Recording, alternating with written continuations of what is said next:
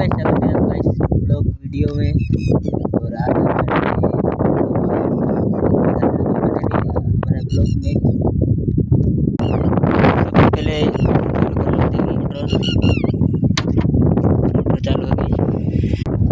ये रही दवा, नमक, और यहाँ से मैं पंप भर रहा है क्योंकि नरम नहीं है ना, इसलिए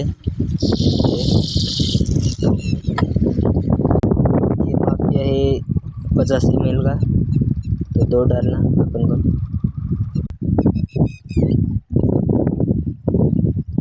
तो ये डाल दिया अपन दवाई।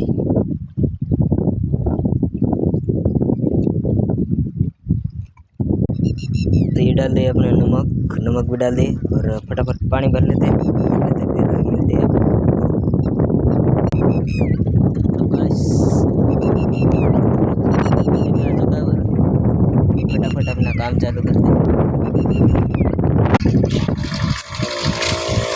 अपन को यहीं पर दवा मारना है क्योंकि ये घास ये कुएं के पास बहुत है।